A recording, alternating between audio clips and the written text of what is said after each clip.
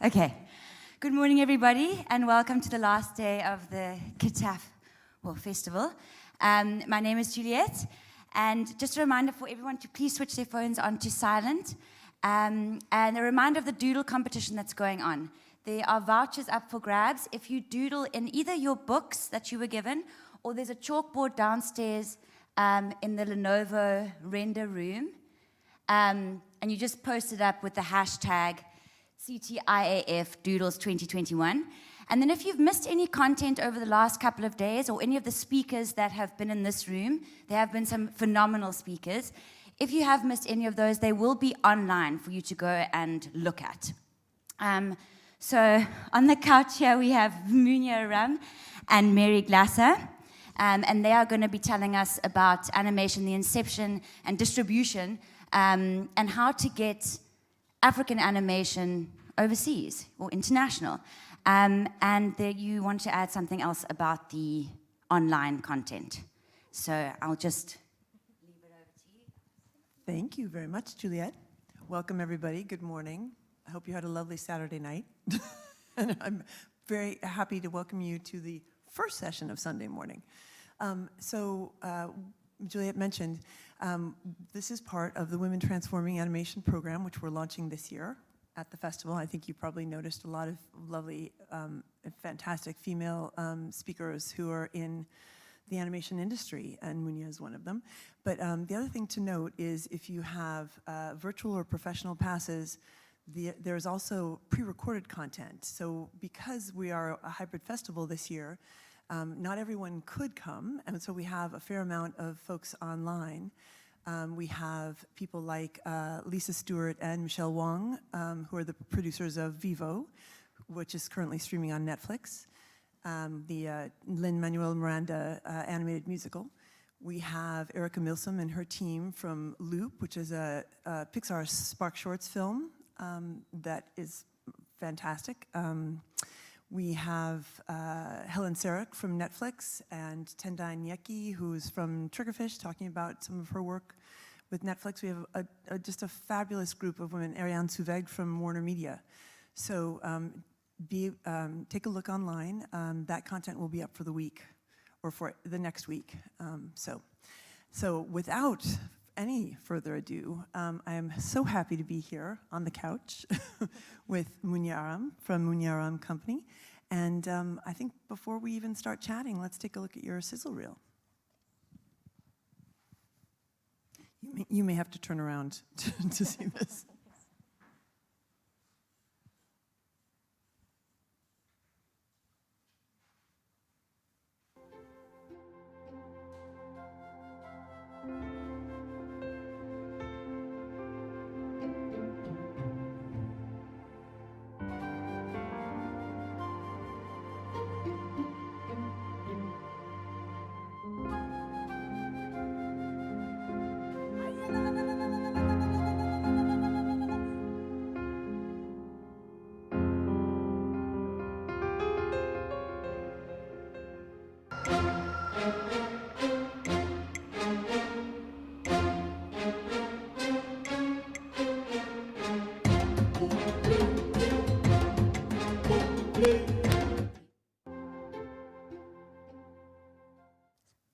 Thank you.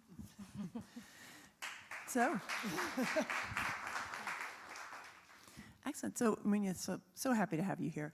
Maybe you could tell us a bit about your career path and how you got to where you are today. Yeah, sure. I'm happy to be here in Cape Town. I'm coming from France, as you can tell with my accent. I was born in Morocco, in Casablanca. I won't tell all the story because I'm very old. No, I was born in Morocco, but I grew up in France. And when I was young, I always wanted to be an actress. So it's totally different than what I'm doing right now, but I was always attracted by the entertainment industry. But, you know, all the people around me told me to be safe and to go to school and to go to a university. So I studied languages, mainly Arabic languages. I was really curious about my origins, so I had to learn the history and the religion as well, because I'm from a Muslim culture. And so I wanted to know more about myself and my culture. So I went to the university in Paris and studied Moroccan, Algerian, Tunisian, and other languages close to these countries. But at some point, I didn't want to end up as a teacher or do some research. So I wanted to do something else. I was working at this time as a dresser for a guy who was then doing stand-up comedy. And I wanted to work in this industry. I said, okay, that's fun, let's do that. But it was hard. So at some point, I couldn't find a job, and I called my relative in the US, and I said, okay, can I come to the US and improve my English? And they said, yeah, maybe you can do an internship. And I said, yeah, well, whatever. But I didn't know that the company was a Japanese anime company. So I ended up going to the US to improve my English and discover the animation industry, and this is where it started. So I was the assistant of the sales department, and I don't have a sales background, so I'm not I've learned everything by this internship. It opened my eyes, and I discovered that there's an industry behind the animation that I was watching on TV when I was young, because I was a big fan of Japanese anime. Myself, I always relate to this character called Candy, who was blonde with blue eyes, so I was imagining myself as her, so it was funny, because I'm not blonde at all. But then I ended up working in Japanese anime, and the sales department was handling the TV sales, the DVD sales at this time, merchandising, and also the publishing. So I discovered that how many money you can make in this industry, especially in the Japanese anime. It was huge in the US, and then we were handling the sales worldwide. So I discovered the broadcasters. So I had no idea that there were people buying this content and paying for that. And I understood how the contract worked, how to make a deal memo. Deal memo, I didn't know that was something happening before you sign the agreement. So they taught me everything, and this is what I loved about my experience in the US, is that they didn't pay attention to my degree that I didn't have, and they didn't pay attention to where I come from. They just told me, do it, show us what you can do. And I was asking a lot of questions because I'm very curious, and I know my weaknesses, so I don't understand how it works. Can you explain to me? And they loved it, that I was curious and I was willing to learn. And I discovered myself as a good pitcher. I know how to pitch because I took some acting class, it helps. And then when they took me to some events and they asked me, okay, go and have the meeting with the client. I said, no, never. No, it's not possible. I was almost crying. I'm like, no, I cannot make it. They say, you know the content, you know the IP, you can pitch it. I said, okay. So then I discovered that I was good at pitching. It was easy for me. Because I knew the content. I loved the content, and I was talking to this person, and I loved the relationship with people, and I'm very confident in front of people, so it was easy. So I decided to when I went back to France, to find a job in this industry and work in the distribution. So this is where my career started, and I worked for a lot of distributors and producers in France, so I built a strong network of partners, producers, and broadcasters that I know, and it's been 18 years now. And after a while, I decided to launch my own company because I wanted to do more than selling, more than pitching. I'm engaged, and I want to see more diversity on the screen. Because, as I said, I related to this Candy blonde with blue eyes, but yeah, I didn't see any character who looked like me or looked like my friend who's from Senegal. And I said, okay, that's too bad, because we are diverse. And how come we don't see these diverse characters on the screen? And I want this blonde girl, my friend, for example, who's blonde with blue eyes, to relate to a black character. So I want to change things, And this is why I decided to look for creative in Africa, and I discovered so many talented people. And I'm impressed by what the storytelling that we have in Africa is super huge. We are super talented. We have a culture, a heritage that we can share, and we need to share it to the world. And now I have a portfolio of talents I'm working with in Africa, from Kenya, Ghana, Nigeria, Cameroon, Morocco, South Africa. And I'm really happy to represent them, and the concept is to pitch the content to producers outside Africa to do co-production together, and I pitch them to the broadcasters. So this is me. Thank you. No, that's fantastic. So I'm curious, so besides Mounia Aram company, you also are doing some other things that are really interesting. So maybe we could talk a little bit more about those, like the African creative talents and other programs and projects that you have.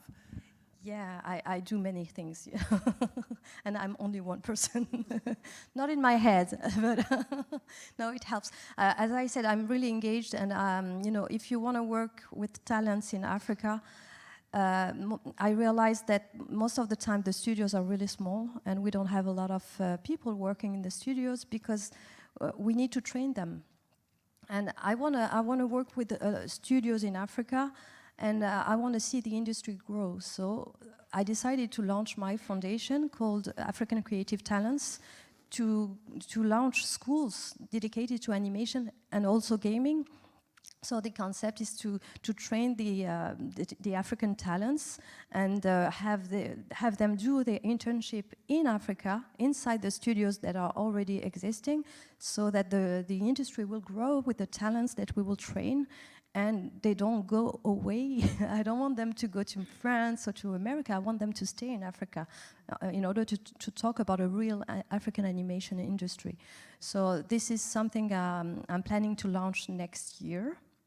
And in addition to that, I'm also launching my own studio in Morocco.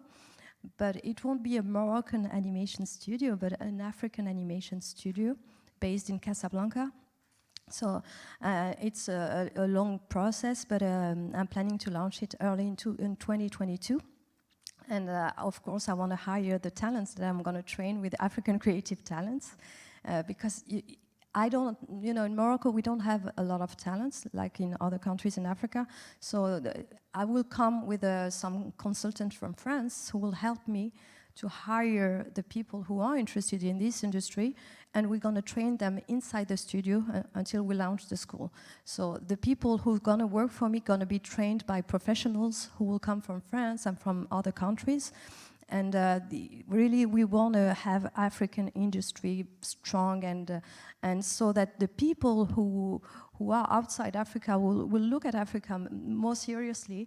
And I want them also to do like outsourcing, like instead of going to India or China to do part of their production, I want them to come to my studio in Morocco to do that. And when I pitched the concept to some producers in France, I told them that I want to do that, and they said, yeah, that will be super convenient for us. It's only 3 hours from Paris, and we speak French. So I'm guessing that it's going to be busy, but I love being busy. Fantastic. So I know that this talk, one of the things that we're going to get into a little bit is how to make African animation travel ready, meaning how do you get it ready to be distributed globally or exported. So there are a lot of steps to that, and you could walk us through, but we had talked a little bit about just packaging and pitching. So would you want to give maybe your 2 cents on the kind of the getting your pitch or your idea ready to sell to broadcasters? Yeah, it's a long process, and there are some steps that you need to follow in order, because there's a lot of competition.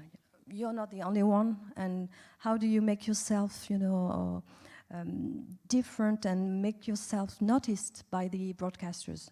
But first of all, the most important thing, you have to know the broadcaster.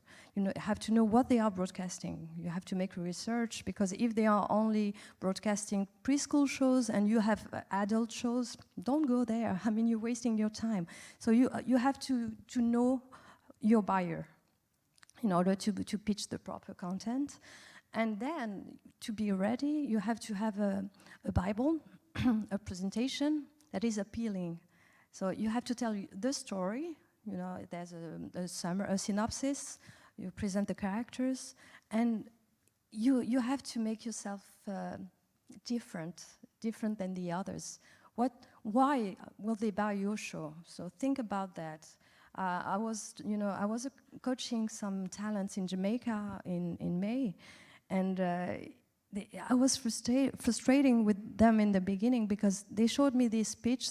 I mean, I knew the potential of the story, because it was about a coconut vendor in Jamaica, and then you discover the culture, and there was some fantasy in the story, and it was really something with the potential, but the way they presented it it was not interesting. And I said, you know what? I feel like you're not even proud of your country. You know, it's Jamaica. When you see this show, you want to go to Jamaica. So make us travel with you. Make us travel to Jamaica. Highlight your country in the content, because the story was happening there, and it's so different than what we see usually on the screen. So make yourself different. And then, you know, the Bible was the background was white, and then text and some images. I said, yeah, no. It's so disappointing when you see that. I said, put more color, because your content is colorful. Your story is really colorful, because when I think about Jamaica, I think about colors, about spices, and I want to see that on the presentation. Otherwise, it's like a random presentation that the broadcasters, they have tons, millions of presentation, millions of pitches. So first, you have to package your presentation, your Bible, and then you have to know how to pitch, of course. How do you make yourself unforgettable in front of the broadcaster? I mean, I have some tips that I'm personally using. Is that I was telling Mary this story, is that when I go to markets, if I don't have a stand, for example, I don't have a booth with my logo, with some posters, I'm walking randomly in the event, but I make myself noticed. You know, sometimes I have my big sunglasses, or I have this red dress or the yellow outfit. We are in the animation industry, so we can do whatever we want. I mean, we can have a funny shirt, and then they will notice you. I mean, they will remember, oh yeah, that's the lady with the red dress who was pitching me that content. Because they receive so many meetings and so many pitches. So you have to make yourself different, and they have to remember you. It's a matter of person. It's a matter of who you are in front of this person. So you have to feel comfortable, and you have to breathe from your stomach. This is what I learned from the acting class. And do the show when you talk to them. I mean, you're pitching a content, so bring them with you to your story. I mean, when you speak about the characters, it's like speaking about your own family, you know? If you pitch a series about a girl who's traveling all over the world, I mean, you speak about your friend, you speak about your sister, and you make them come to your story. When they listen to you, they're like, okay, yeah.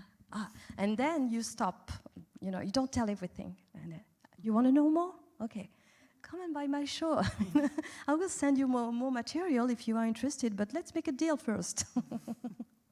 And don't be shy. And I mean, I do a lot of jokes when I talk to broadcasters, to buyers, and yeah, it works. And they want to have more meetings with me. And sometimes I meet them without having anything to pitch, but just to meet them, so I know what they are looking for. I need to know what they are looking for, and in order to be sure that I pitch the right project. But sometimes you have to take some risks, because like African animation, we don't see that on TV right now, especially in France. But I want them to broadcast it. This is not what they're looking for, but I want to make them look for that. So I want to pitch them that if they have this story, they're gonna talk to the diaspora. The African diaspora is hungry for that kind of content. And you're gonna talk to these French kids. They don't know Africa. You make them travel. You make them travel to Africa when you broadcast an African animation that is happening in South Africa. Where is Cape Town on the map? The kids don't know. The kids, they don't know. So, and I'm tired of seeing like animation about dinosaurs, robots. Come to Africa and make them know. I mean, can when you have kids and you see the kids like they are 4 years old and they know all the kind of dinosaurs, all the, you know, but they don't know where is Mozambique in a map, where is Nigeria.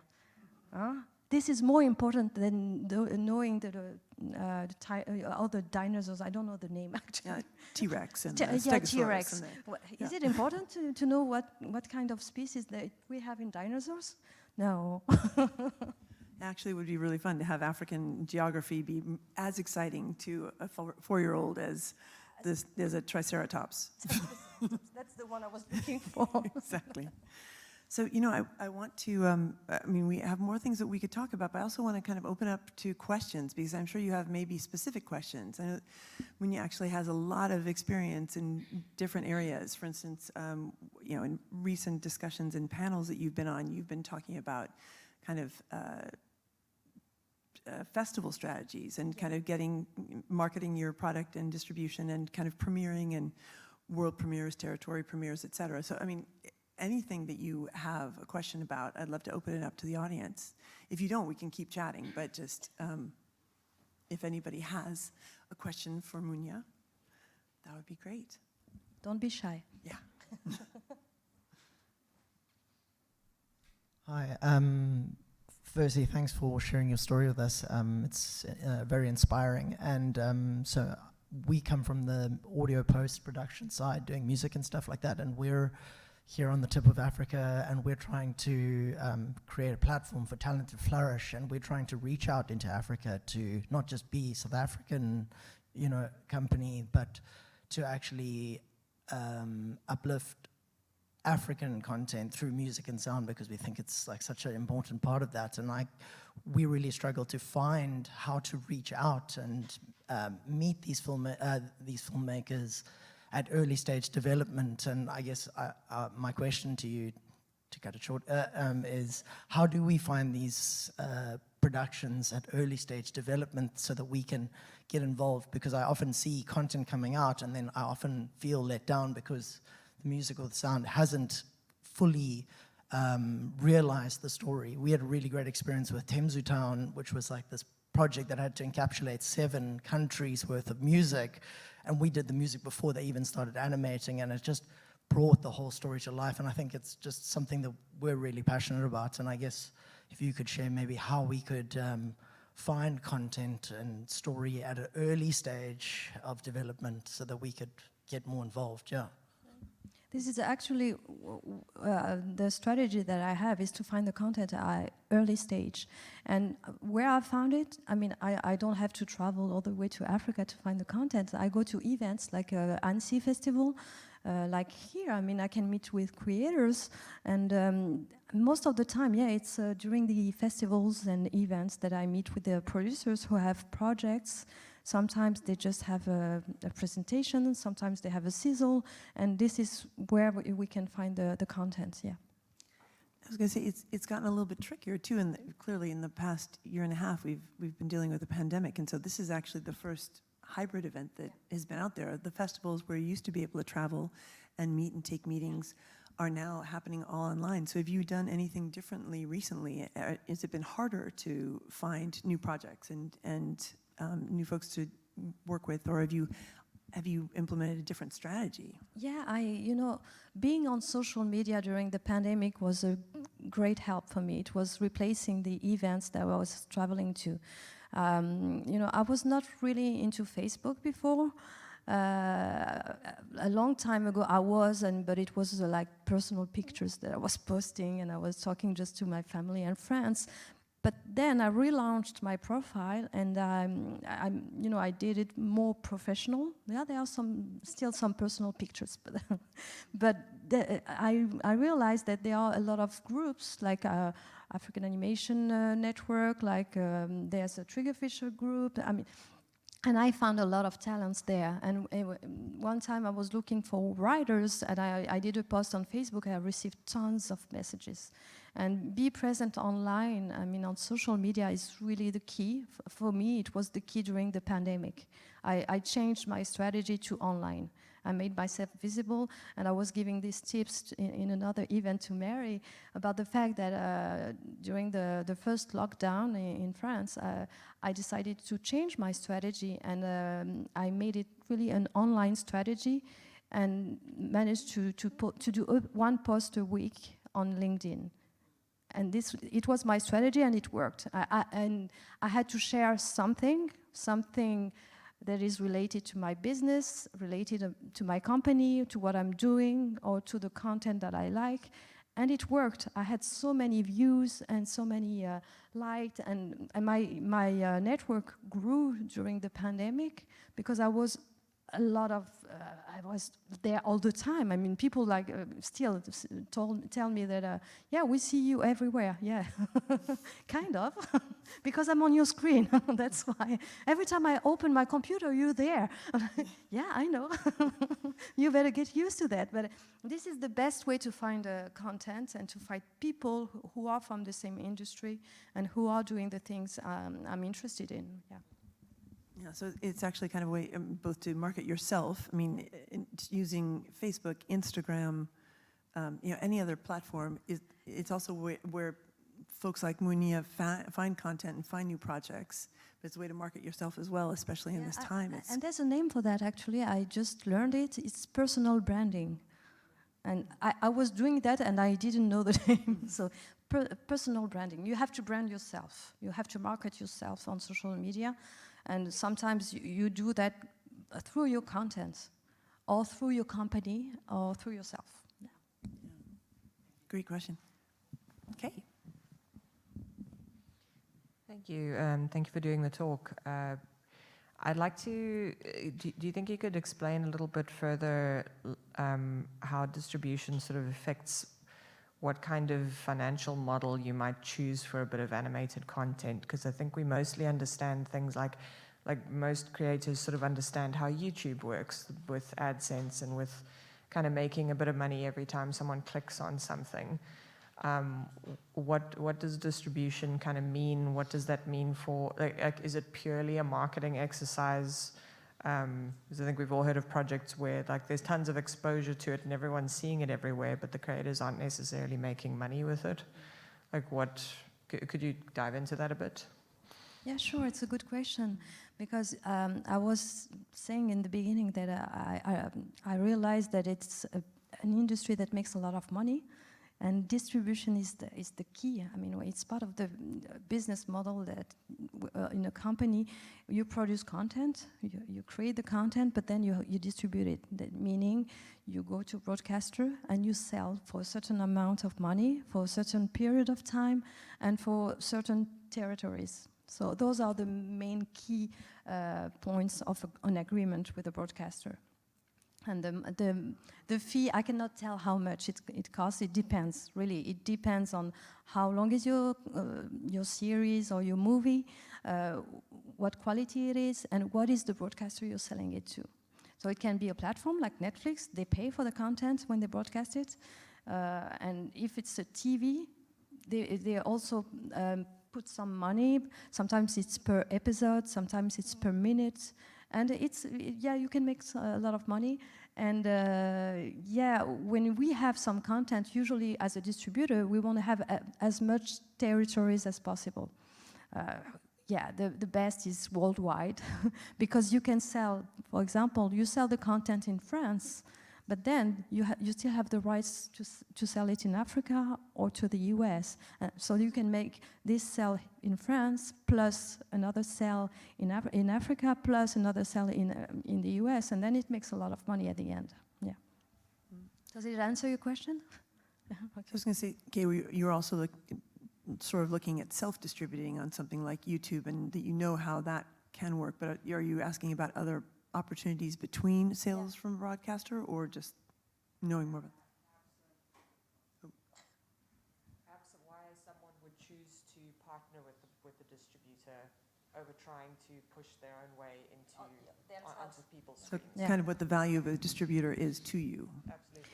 Yeah.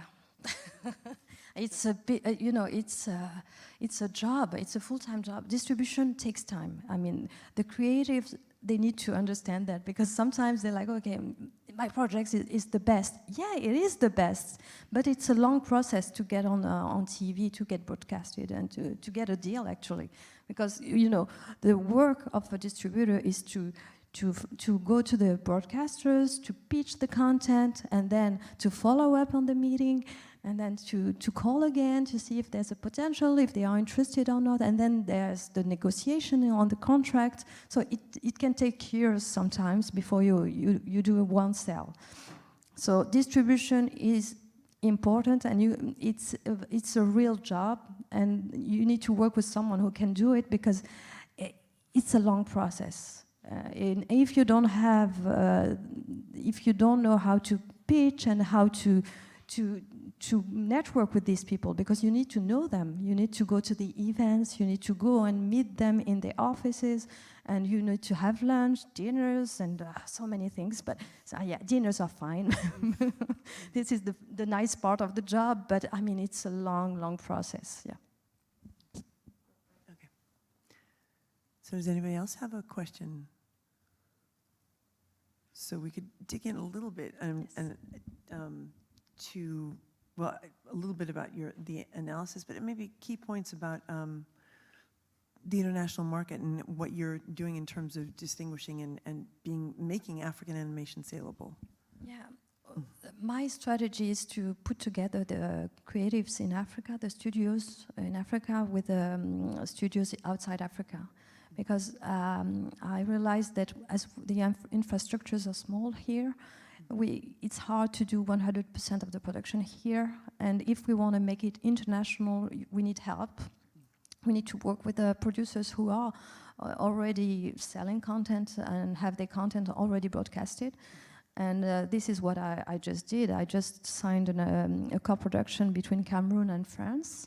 And we are in development of a series, and the idea is to keep part of the work in Africa. This is important. I mean, otherwise I don't make the deal, because if we don't work with the studios in Africa and just take the story and make them fully in France and Canada and other countries, it doesn't make sense. We need to keep African DNA. And then, as soon as the content I have enough material, like a proper Bible and a trailer, I'll go and pitch it to broadcasters like platforms or TV stations. And yeah, so the key for me is to find the right partner who want to produce with our studios in Africa. Excellent, great. The other thing I was going to say is, and I know that you covered this in another panel, so forgive me. But in terms of you may all know this already, so it's more that I was being educated, but know that the strategies in terms of getting broadcasters that you use in the festival market, if you could maybe tell folks a little bit more about that, like whether or not having different levels of premieres will affect how saleable your content is. Yeah. I mean, sometimes it's really good. It's really important to go through festivals and have your content already broadcasted and shown during the festivals. And sometimes you get some prizes, and it's really great for the marketing. And you have to be seen, and you go to a festival like Annecy, where all the broadcasters go there and they look for the content. They go to the screenings, and if you can make a premiere, I mean, I know it's not it's money. I mean, you need to have a budget for that, but marketing is important. Market your project, so make it seen, make it visible, and doing some screenings during festivals, it's important. And I've been a juror to a lot of festivals, and yeah, it's a good way to get noticed as well.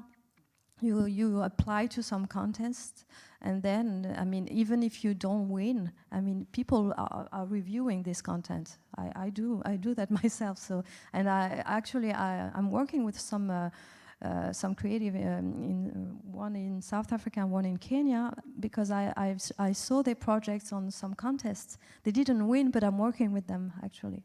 So it's the best way to get noticed is to go through a lot of, and you can test your content this way to see if it has potential or not.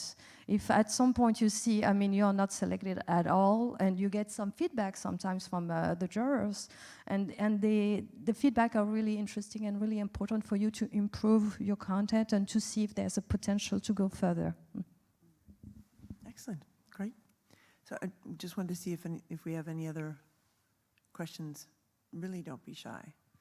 Otherwise we might start doing karaoke. It's because I talk too much. They don't have any questions. Okay.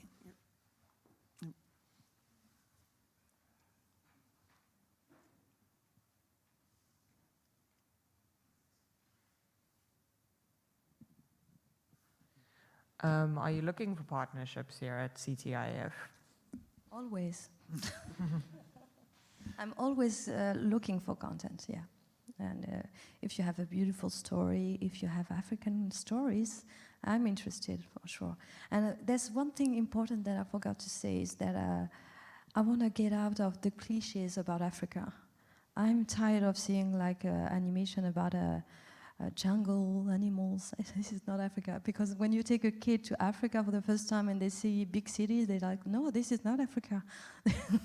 No, Africa is, no, we need to see the elephants and the lions. No, I have some projects from Nigeria, and I love it because it's happening in Lagos, and you see the kids going to school, you see that they have their smartphones.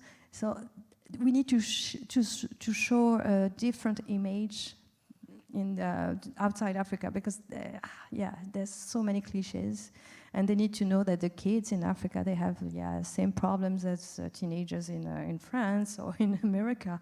So this is most of the time this is what I'm looking for. Or I'm also interested in some how do you say that, traditional stories. Yeah, because we have so many in all the countries in Africa. We have traditions, and I think there's a huge potential in making them in animation. Yeah. Yep.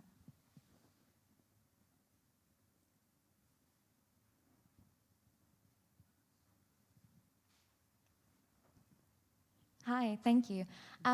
Obviously, when you speak about distributing African products to the world, I mean, that's really important to sort of change the image of Africa that's seen globally. But the importance of, I wondered if you could speak to the importance of distributing African content to Africa as well, because I think that's something that's not often considered. I mean, Africa has, just generally speaking, certain challenges in terms of infrastructure, like a lack of cinemas, for example, relative to places in the West, and like the penetration of internet throughout Africa is not as good as other places in the world. So SVOD services distributing those means don't necessarily reach as many African eyeballs as other places in the world. So I was wondering if you could speak to sort of your ideas about how to get African content throughout Africa to Africans. Yeah, when I speak about international, I'm including Africa, of course, and the broadcasters are looking for that. I mean, the African broadcasters, and having the platforms coming to Africa as well, that's a big plus, because we know that people are watching a lot of content on their smartphones, on the computer. Most of the time they don't watch on TV, not a lot, but unless you target the preschool it's on TV, but the upper audience, it's on smartphones, computers. And I think having the platforms like Netflix, like Disney coming all the way to Africa, it will be great to have our content broadcasted in Africa. I mean, it's part of the strategy. I mean, we need to relate to the characters we see on the screen. And so if we show African stories on the screen, it's for Africans and diaspora, and also people not from Africa.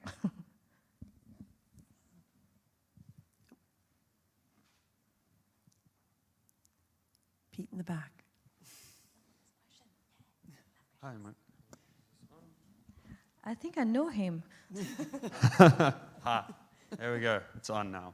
Hi, thank you for the lovely chat. I'm very curious about the studio you want to start in Morocco. What's the pipeline you're envisaging? What kind of, is it 2D, 3D, hybrid, and what's the identity you imagine for the studio you're going to start? Yeah, it's a good question. We want to start with 2D because it's cheaper. But at some point we'll have 3D. But to be honest with you, I'm not a big fan of 3D. I prefer 2D animation. But yeah, we will have some 3D, but we'll start with 2D. And yeah, I was telling Mary that I want to have the African Pixar. So it's going to be a big studio. I see, you know, when I do things, I want to do big things. So let's be ambitious. Let's make it happen. So it's going to be a big studio, and I want to work with African talents. I'm not working only with Moroccan. And in Morocco, we also have different people from all over Africa. So as much as possible, I'm working on that to get enough finance to get the budget to make people travel from other countries in Africa to work in our studio. Great. You know, I was going to say, one of the things that we haven't talked about, and given that we're part of the Women Transforming Animation program, that I'd like to talk to you about is being a woman in this industry. That could go on for a while. Yeah, I forgot but that. but the learnings and the kind of the advice that you would give, and kind of what you see right now. I mean, we talk about seeing more female-led shows. We talk about getting, you know, as Esther Pearl and Yasmin Ford talked about earlier, women more behind the scenes as well as on the screen. So maybe you could give your perspective. Yeah, it's being a woman in this industry, for me, it had been challenging. And because we have so much, I mean, it's hard because in my past experiences, you know, they see me as I don't like to call myself this way, but the pretty girl, you know. Okay, she's going to the meeting. Are you wearing a dress to go to the meeting? I'm like, okay, I can wear whatever I want, so please stop. I mean, don't judge the book on its cover, but listen to me. Listen to what I'm saying. And don't pay attention to how I look like. And I hate that. I want to be treated like a man. I mean, I hate when people, I was mentioning that yesterday, you know, people introducing me by my age and my personal situation with the fact that I have kids. Or, I mean, it's none of their business, and it never happens to men. And this is something that I want to change. And on the project that I have, I pay attention to the fact that on the animation, the main characters are women, strong female characters on the animation that I select, and I work with female creatives as well. I make sure that even if they are not leading the projects, they are part of the projects. And even for the school, for African creative talents, we are planning to have 50% of our students women. So it's really important for me because we want to see more and more. And we want them to know that it's possible. It's possible to do it, and they can choose whoever they want to be, and they can do whatever they want to do. And it's just a matter of making things possible, and stop listening to people. It's not because you're a woman that you need to stay at home with your kids. No, I mean, the father can take care of the kids as well. I mean, we made the kids together. So yeah, we need to change the perspective and change the image of the woman. I mean, we are powerful. We have the power to do things like men. I mean, sometimes it's harder for me to carry some stuff, but still, I mean, we can do it. We can own our own business. We can be business leaders. We can travel all over the world. We can meet a lot of people, and we can take decisions, of course. And we are good at that. Yeah. Yeah. I was going to say we're good at multitasking too. You know, one of the things that I kind of see as one of the obstacles is that actually there's a lot of cultural or just personal and gender kind of either reticence or just even kind of concern about the role of women in different cultures. So across Africa, there are different cultures in different countries where you'll have women who are able to kind of take control and be part of the workforce, and then others where it's going to be difficult. So I'm curious about how you think about marketing your school, for instance. Like, how are you going to get as many female students as you want? I mean, Yeah. it's a fantastic goal. It's a challenge. Challenging goal. Yeah, it's a challenge. But being myself a woman, I want to be inspiring for them. So, and in the foundation, most of the team are female, and I did that on purpose because we want to inspire. We want to inspire the young generation that they can be part of this industry, and it's fun. We are working in a fun industry. Come with us, and if you like animation and if you want to learn things, come to our school.